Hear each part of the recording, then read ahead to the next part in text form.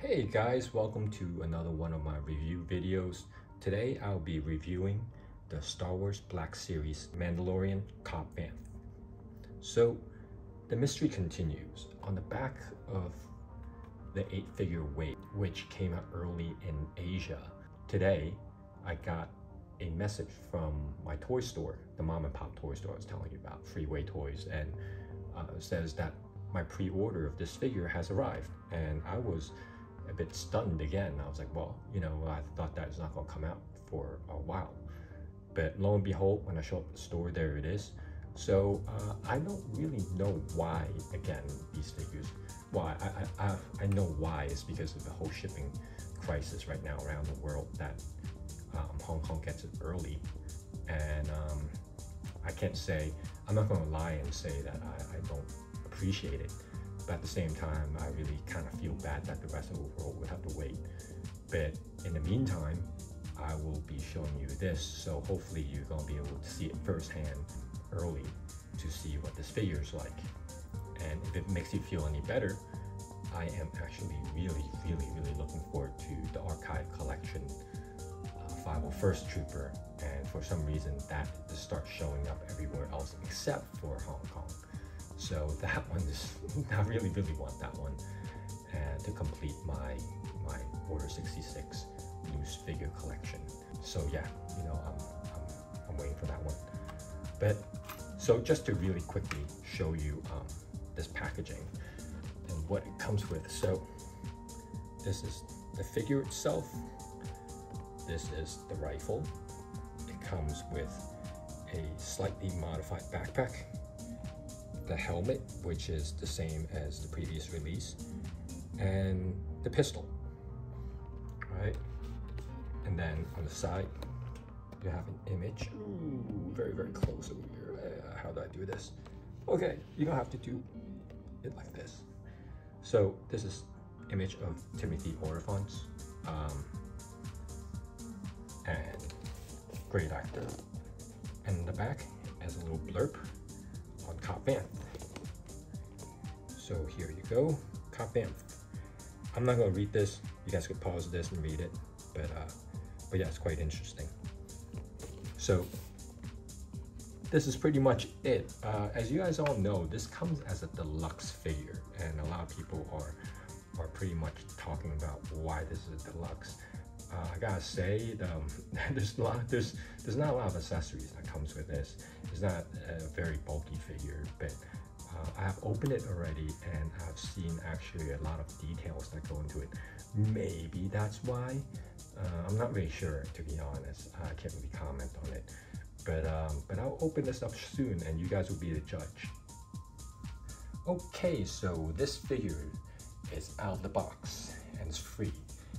And so I'm going to spend some time just to show you quickly what it comes with out of the box. So of course you have the figure. It has to come with that, obviously. And of course they really knocked it out of the park with the likeness to the actor, and also the sculpting itself. Of course, there's some inaccuracies, things they could do better, but you know, overall, I'll explain it later. It's a pretty beautiful figure over here. Then, of course, there's the helmet. It is the Boba Fett, same Boba Fett helmet we had before. So just to kind of change the lighting over here, so you can shine the light on it and show you what it is. I am going to do a comparison between this and the previous Boba Fett release. So just be patient, and it's gonna come up soon.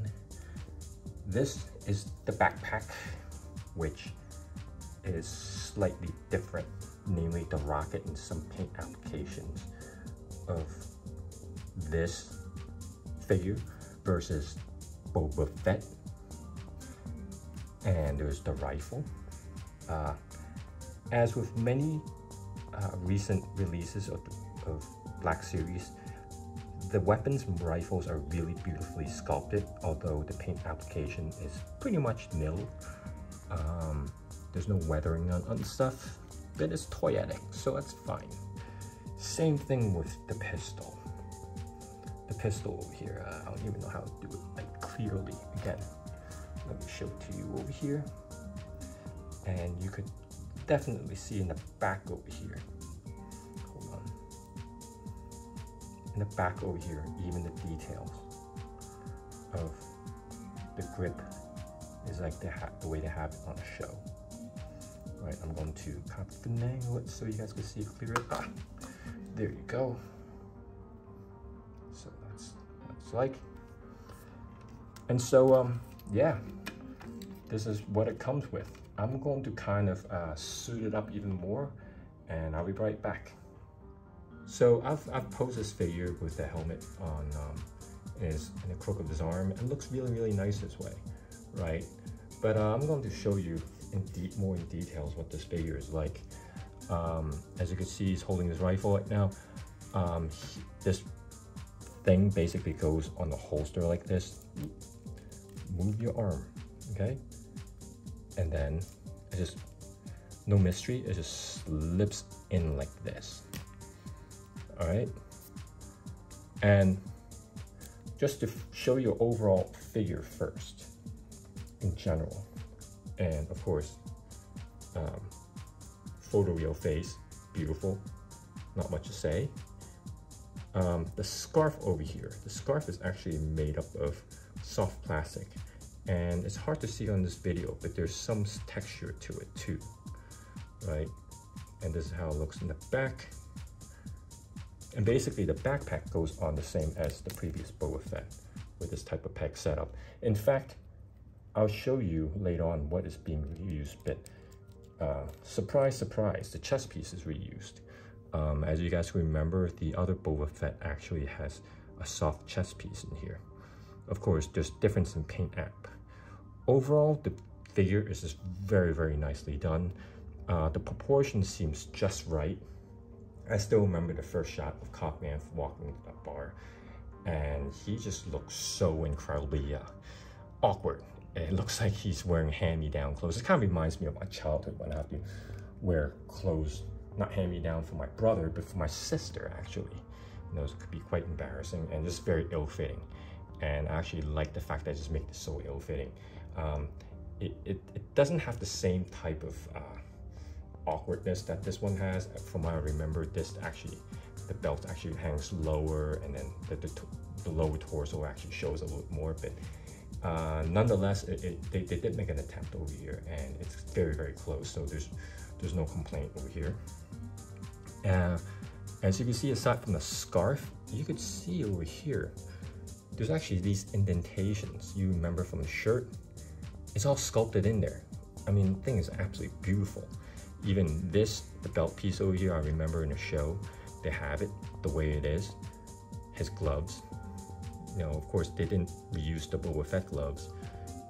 And aside from the Boba Fett armor pieces here and there, this whole thing is pretty much all new, right? And maybe that's why they call it deluxe, because they really didn't reuse. I don't know. Like, I'm sorry, I'm making excuses for Hasbro. No, it shouldn't be a deluxe. I take it back. But nonetheless, I really appreciate how beautiful this figure looks. I mean, look at that. Like, can you guys see it over here? I'm trying to show it in such a way. Basically, the texture of the belt, the tan belt itself, it's apparent too. My only complaint about this is that,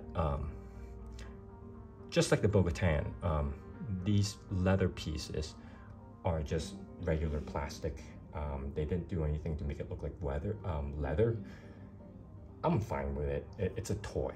You know, I'm not going to expect it to be 100% accurate in every sense, but overall they captured the look and feel of Cobb Vanth.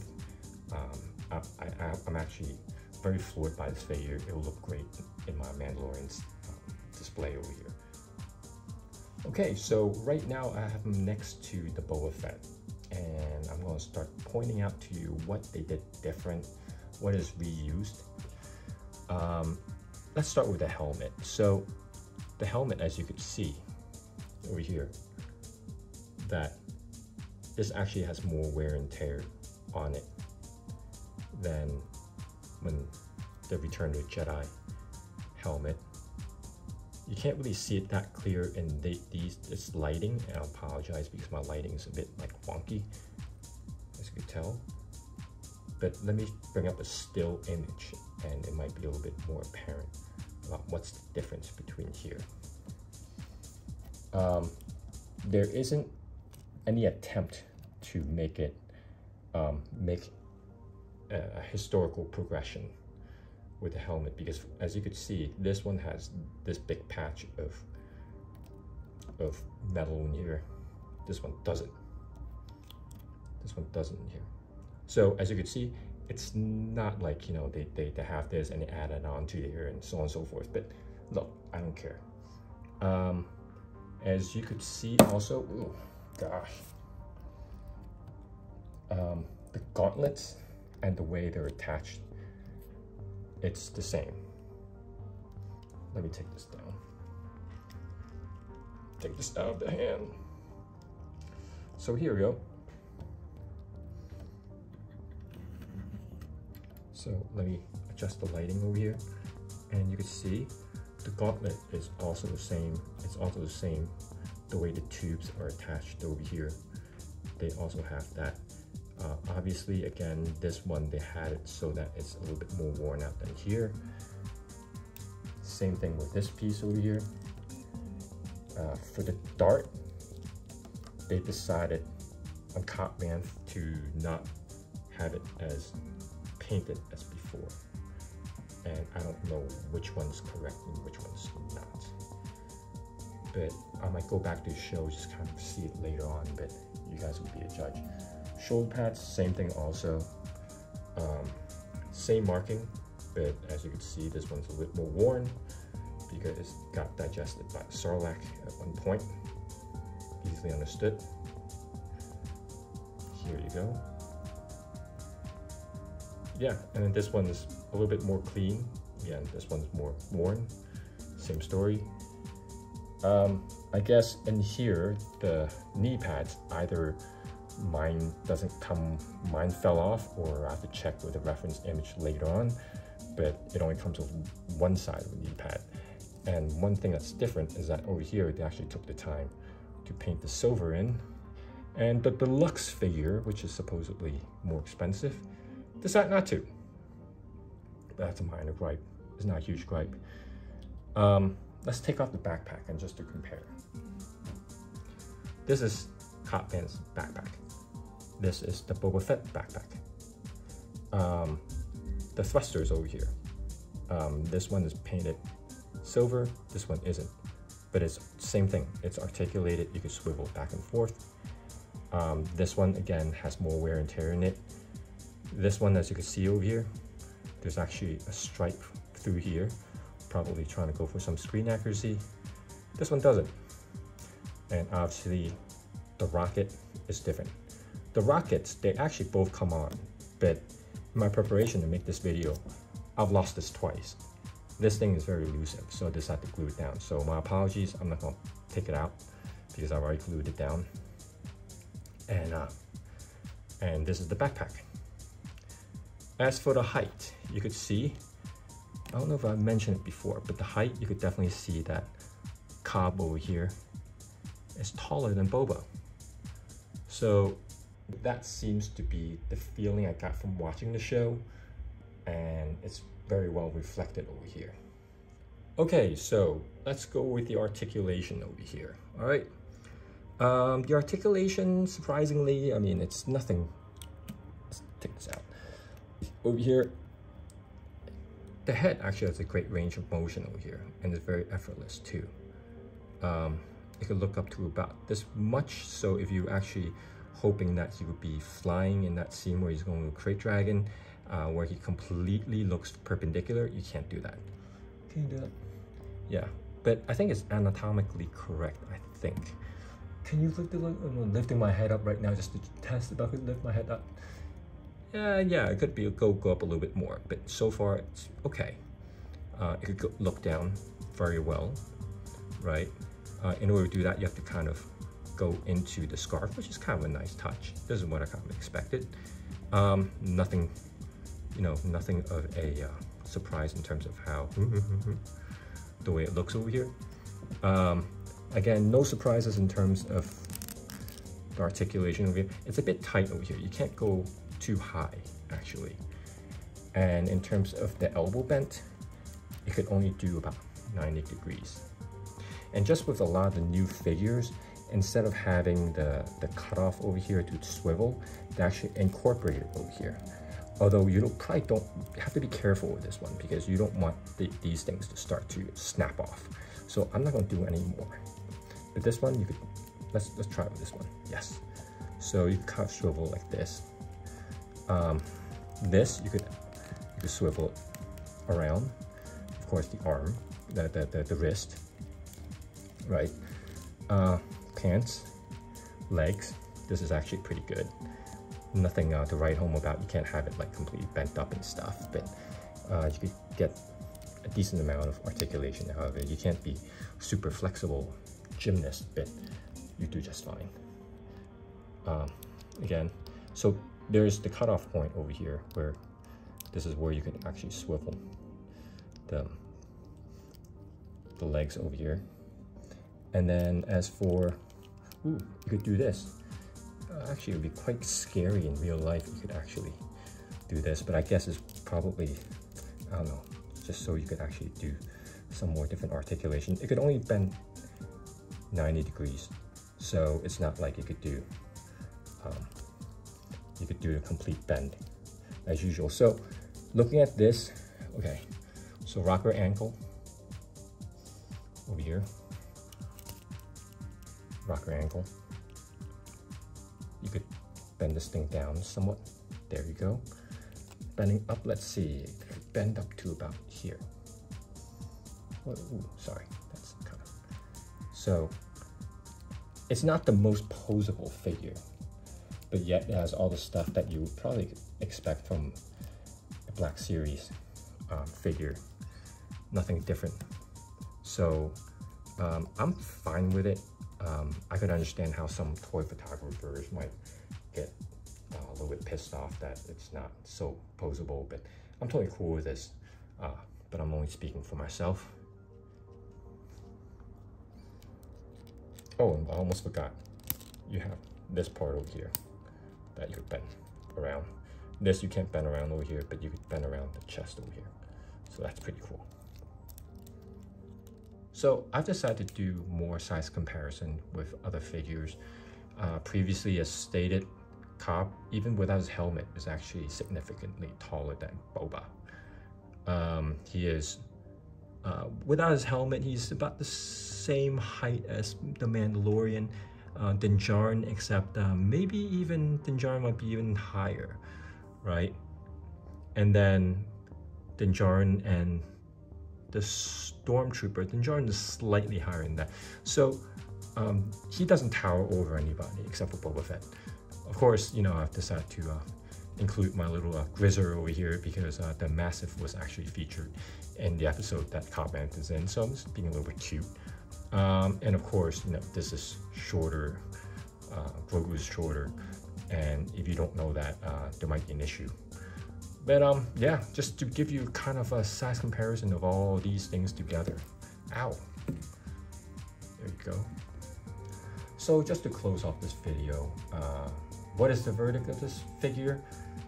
Of course, I don't think you'll be watching this video to determine whether or not you want it. Chances are you've already pre-ordered it. I will tell you this. The release images from Hasbro is absolutely stunning. And having it on hand is I think it's even more impressive. However, do you think that it should be a deluxe? I don't think they should call it a deluxe. I really don't see any reason, except for the fact that yes, there's a lot of different colors that goes into it, a lot of really, really minute details that come together very, very, very beautifully. But I don't think that there's necessarily more accessories. I mean, for one thing, there's no flame effects and all that stuff. But there's not more accessories. I think there are a lot of new parts, but again, other figures have new parts, so you can't even justify that being called a deluxe. But if Hasbro were to call it a normal figure, but they charge a little bit more to cover for the fact that there's more stuff to go on it, like the scarf and, you know, the little like stibbles on the clothing and all stuff, I would actually still buy it. I mean, I don't think a couple dollars is gonna make or break me. But I think that just the fact that they call it deluxe might mislead some people and might actually upset some people. But overall, the figures, again, is absolutely fabulous. It's really on par with the Mayfex and also HH Figuarts at this point. And I'm very happy with having this, and I hope you guys get it soon. And yeah, thank you so much for tuning in, and hope you enjoyed the video.